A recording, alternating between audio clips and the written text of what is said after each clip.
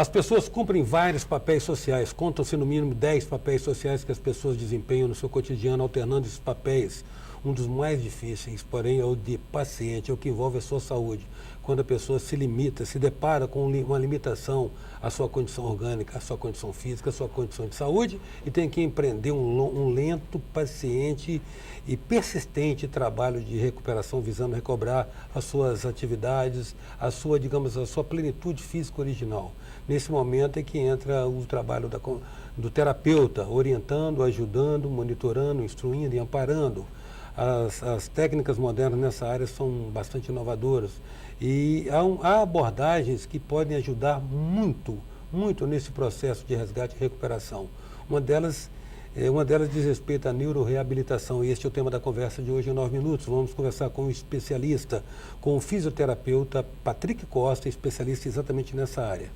Patrick, eu acho que o nome a gente consegue traduzir a partir da etimologia da palavra, sugere uma reabilitação neurológica, é isso? É isso Mas mesmo. o que mais além disso? O que é exatamente essa neuroreabilitação e em que casos ela se aplica? É um termo muito abrangente, como o senhor mesmo já nos disse. Ela envolve a reabilitação biopsicossocial. É a reabilitação do paciente na forma física, na forma cognitiva, na forma psicológica e na forma social, objetivando recuperar as condições, a autonomia do paciente. Geralmente, como o próprio nome já diz, neuroreabilitação ela é muito voltada para pacientes neurológicos, pacientes vítimas de traumas, paciente decorrente de doenças degenerativas ou neurodegenerativas, né? Processos, às vezes, traumáticos de acidente de carro, de moto, acidente vascular cerebral, AVC, que é conhecido como derrame. Basicamente é esse grupo de pacientes que existe a neuroreabilitação para poder recuperar a autonomia desses pacientes. Agora, é uma abordagem complementar de tratamento que, nesse caso, se integra com outros procedimentos? Sim, o objetivo é trabalhar juntamente com a equipe médica, né? O profissional psicólogo, fonoaudiólogo, terapeuta ocupacional e fisioterapeuta. Essa equipe integralizada, ela tem o objetivo de acelerar a reabilitação do paciente, dando uma visão do paciente como um todo e não por partes. Uma abordagem holística, diríamos, para usar o termo da moda, holística. Uma abordagem holística, justamente. 360 graus. Você mencionou doenças degenerativas de que tipo, Patrick? Doença de Parkinson, o Alzheimer, que são as doenças mais comuns hoje em dia, né? Tem as doenças traumáticas, TCE, decorrente de armas de fogo, acidente de carro ou faca, né? Temos também as doenças autoimunes, a esclerose múltipla, esclerose lateral amiotrófica. Então, assim, a gente tem uma diversidade muito grande de doenças hoje que acometem o sistema nervoso, de um modo geral. Você propõe, digamos assim, um cardápio de movimentos que são planejados para serem reassimilados pelo circuito cerebral, pelo circuito neuronal? O paciente, ele já vem com a sua demanda própria. Às vezes é a vontade de voltar a comer sozinho, vestir uma roupa sozinho. É autonomia, né? Uma autonomia. Em cima dessa função, dessa queixa do paciente funcional, comer, escrever, andar, é feita uma avaliação onde nós avaliamos o movimento, a forma como ele faz. Vemos a potencialidade desse paciente, o que ele consegue fazer. Ele consegue me compreender? Consegue me ouvir? Qual é a forma de comunicação dele? É a visão? É a audição? Ou não, ele entende tudo, compreende tudo, só é um déficit motor. Então a gente avalia qual é a possibilidade, qual é a potencialidade e em cima dessas potencialidades a gente passa a retreinar a função de escrever, de comer, de abotoar, de pentear o cabelo, todos os dias praticando isso repetidamente para poder o paciente voltar a fazer essa função o quanto antes. O fundamento subjacente é de que a repetição reinstala o automatismo. Justamente. Praticando, ele vai cada dia acertando mais, melhorando os seus erros, aperfeiçoando o movimento, a qualidade do movimento, a habilidade do movimento. E numa equipe integralizada, o que acontece? A postura para um paciente, para comer, uma postura para falar, uma postura para pentear o cabelo, é um objetivo comum da equipe interdisciplinar. Então, quando ele vai fazer a fisioterapia, ele tem que ter uma boa postura.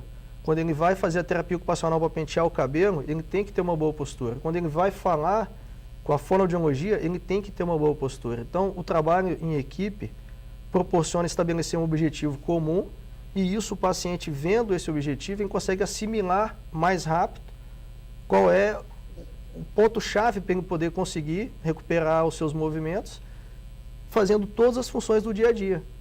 Porque a gente não só come, a gente come e anda, né? A gente consegue fazer mais de uma tarefa simultaneamente. E para isso precisa de ter o quê? Um pouco de automatismo.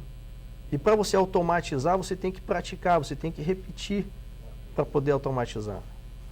Em 9 minutos, a gente está conversando com o fisioterapeuta especialista em neuroreabilitação, Patrick Costa. A gente volta já.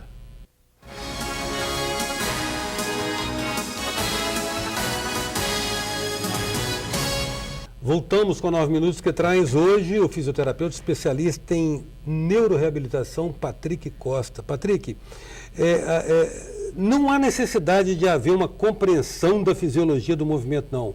O paciente simplesmente repete, faz, executa. Na grande maioria das vezes, um paciente adulto, ele já tem a memória do movimento, que chama de programa motor. Ele já fez isso alguma vez na vida. O que ele vai ter que fazer após um processo traumático ou durante um processo de reabilitação é reaprender o movimento na condição atual, física. Naquela condição física na qual ele se encontra, seja com uma perda de movimento em um lado do corpo, seja com a perda de movimento das duas pernas, ou uma perda de movimento num braço, ele vai ter que readaptar, ou ele vai ter que reaprender a como fazer aquilo novamente. E aí que vem o papel da fisioterapia, da terapia ocupacional, para poder justamente facilitar esse entendimento, essa comunicação entre o corpo e a função, a tarefa.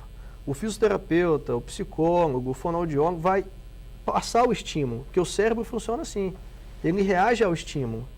Então a gente manda o estímulo, a gente pede o movimento, o paciente visualiza, memoriza, pratica, e isso vai estimulando o paciente a recuperar os movimentos.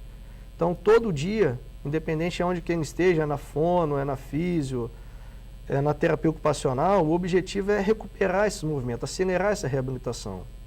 Agora, de qualquer maneira, você fez uma distinção aí entre, digamos assim, os aspectos, as nuances que devem ser compreendidos na sua abordagem, inclusive do ponto de vista da capacidade cognitiva do paciente, né?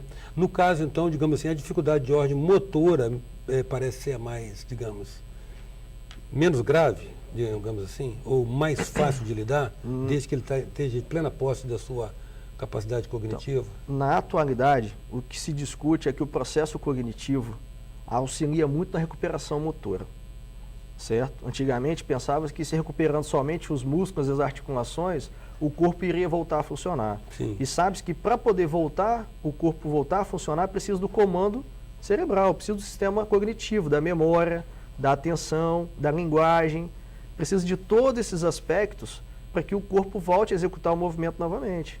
Então, o fato do paciente estar atento ao que está fazendo, ou o fato dele... Consciente, o fato dele falar o que ele está fazendo, o fato dele visualizar, isso vai facilitar a memória motora e vai facilitar o aprendizado motor. Sim. Agora, há prescrição de cargas diferenciadas segundo o tipo da interdição, segundo o tipo do problema? Sim. O que acontece? Nos quadros iniciais, quadros agudos, a gente prioriza em fazer a fisioterapia ou a terapia ocupacional, a fonoaudiologia diariamente, em fazer intensivamente.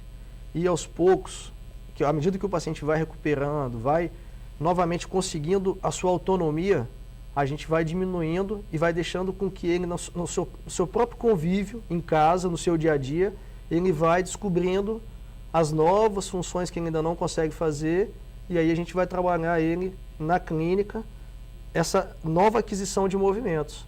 Então, no início, como ele não faz nada, não mexe nada, então ele precisa de ter muito estímulo. À medida que ele começa a voltar a trabalhar, voltar a estudar, voltar a ter mais autonomia em casa, o próprio ambiente já é uma forma de estimular ele de ter essa evolução, de ter esse crescimento. Então, os desafios estão no dia a dia, de comer, de pentear o cabelo, de sair, de vestir uma roupa, de pegar um ônibus, subir uma escada. Então, o ambiente é muito rico, né? Muito rico de desafios. Então, por isso que no início a gente faz o intensivo e depois começa a diminuir essa frequência semanal. Bom, uma coisa que se deve perceber, e me parece mero bom senso, é a singularidade de cada pessoa, né? Cada pessoa tem sua história, sua condição singular mesmo, né? Agora, há reações distintas por faixa etária? A faixa etária influencia essa recuperação? Sim, com certeza, né? Os jovens, eles se sentem às vezes um pouco mais envergonhados, mas porém eles têm muita facilidade de assimilar os movimentos, assimilam muito mais rápido. A pessoa com uma idade, um adulto jovem, uma pessoa mais adulta, não um idoso, ele já tem uma boa memória, uma boa experiência. Às vezes é uma pessoa ativa, que estava no mercado ali trabalhando, então ele precisa de voltar ao seu cotidiano, então ele tem mais empenho, mais dedicação, né? Então, conforme a faixa etária, depende muito de como estava aquela pessoa no seu dia a dia, né? Qual o contexto dela. E o principal, ela quer recuperar para voltar a fazer o quê? Para voltar a trabalhar, para voltar a viver. Então, assim, a meta do paciente ajuda na reabilitação, né? A pessoa tem que estar determinada a fazer reabilitação para voltar a estudar, a trabalhar, constituir uma família. Então, esse empenho está muito ligado às metas, aos objetivos da vida da pessoa. Se a pessoa não tem nenhuma meta, não tem nenhuma perspectiva, enfim, não anseia nada, ela vai fazer reabilitação por fazer. E esse não é o objetivo, né? O objetivo é, por isso que tem um psicólogo, né? Para poder ajudar na contextualização de estabelecer metas, de aonde eu quero alcançar com isso. Trabalhar, estudar, fazer uma faculdade, enfim, é isso aí. Uma outra questão também, Patrick, é um discurso sistemático nosso aqui, porque uns são de Marte e outros são de Vênus, como diz. A questão do gênero. Mulheres e homens têm reações diferenciadas. Como é que é esse nível de assimilação? Então, as mulheres, elas, na grande maioria das vezes, são mais persistentes. Elas não entregam o jogo fácil, não. Elas são persistentes, são dedicadas, mas tem aquele aspecto emocional, né? Então elas ficam muito emotivas, choram muito, se deprimem com mais facilidade, mas elas vão superando isso no dia a dia e se tornam bem persistentes e chegam até o final da reabilitação. Os homens, no início, são bem determinados, focados, né? Eles são bem objetivos, porém, eles não têm muita persistência, desistem com muita facilidade. E aí, com isso, eles não cumprem o processo de reabilitação na sua totalidade e, às vezes, não atingem o máximo de autonomia que poderia atingir. E, com isso, às vezes, eles preferem se aposentar, ficar recebendo benefício e encostam. Se entregam. Se entregam, infelizmente. Sim. Veja bem, um trabalho desse, então, certamente, ele potencializa o resultado a partir dessa abordagem integrada, multidisciplinar. Sim, porque identificando um quadro como esse, de uma pessoa que está tendo essa fragilidade emocional, né, a gente vai tentar, a equipe, juntamente com a orientação da psicóloga, tentar suprir ele, tentar ajudar através da fisioterapia, da terapia ocupacional, da fono, até do apoio familiar, para que ele não desista, para que ele não pare. Porque, assim, perder é muito mais fácil do que ganhar. Entendeu? O ganho demora muito. Porque o cérebro tem que receber o estímulo, tem que processar o estímulo, tem que interpretar o estímulo para depois gerar um aprendizado. Isso leva 6 meses no mínimo para poder aprender um movimento. Então, assim, para poder ganhar é muito difícil e muito demorado. Agora, para perder, eles perdem com muita facilidade. É o desuso. Tudo que não usa, atrofia, né? Então, por isso que precisa de uma equipe que esteja atenta, observando esses pontos críticos, e estando comunicando, estando numa mesma equipe, facilita a comunicação, né? A facilidade da comunicação de chegar a todos, para poder reforçar o aprendizado positivo e, consequentemente, o paciente vai receber isso de uma forma unificada. Todo mundo falando a mesma coisa com ele, ele vai perceber que aquilo ali é relevante para o dia a dia dele. Entendi. Tem um efeito de sinergia também. E necessariamente também é uma questão pragmática, né? O paciente não tem que se deslocar em vários lugares, buscando formações diferenciadas. Justo. Esse serviço já está sendo oferecido em Vitória? Graças a Deus. É? Onde está sendo oferecido isso? Lá no Bio7, Clínica de Reabilitação Física e Bem-Estar, em Jardim da Penha, né? Nós funcionamos no horário de 6 da manhã até as 10 da noite.